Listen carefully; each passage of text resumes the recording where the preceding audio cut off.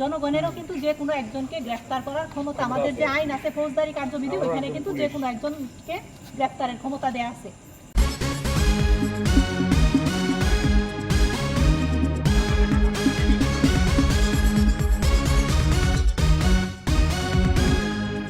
একটা ধন্যবাদ পাওয়ার যোগ্য, আর উনি একটা বড় ধন্যবাদ পাওয়ার যোগ্য, যেহেতু সফলতাটা আমরা ওনার মাধ্যমে পাই।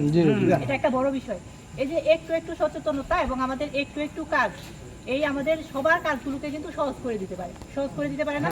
আজকে সারা দিন কিন্তু আমরা সবাই মিলে এটা নিয়ে কাজ করছি, থানার সবাই, লালপুর থানা বলি, থানা বলি, সবাই মিলে কিন্তু আমরা আজকে সারাদিন কাজ করছি। এমনকি আমাদের একটা টিমও আমরা সিরাজগঞ্জ পাঠাইছি।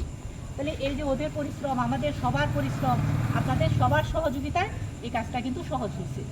তাহলে এইভাবে আমরা জনগণ কিন্তু পারি, জনগণেরও কিন্তু যে কোনো একজনকে গ্রেফতার করার ক্ষমতা, আমাদের যে আইন আছে ফৌজদারি কার্যবিধি, ওইখানে কিন্তু যে কোনো একজনকে গ্রেফতারের ক্ষমতা দেয়া আছে।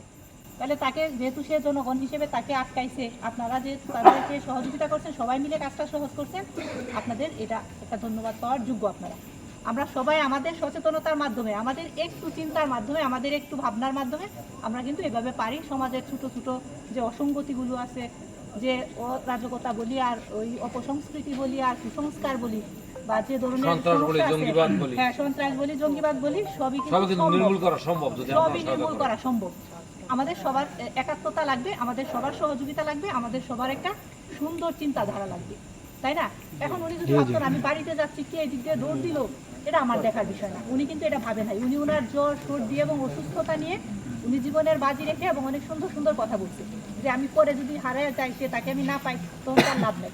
এই যে এতটা পরিশ্রম উনি করলো, নিজের মনের শক্তি নিয়ে, সাহস নিয়ে, আপনারা সবাই মিলে কাজটা করছেন, সহজ হয়েছে। এজন্য আপনাদের সবাইকে আমাদের লালপুর থানা, বাগাতিপাড়া থানা, প্লাস আমাদের নাটোর জেলা পুলিশের পক্ষ থেকে আপনাদেরকে সবাইকে আন্তরিক ধন্যবাদ। ঠিক আছে?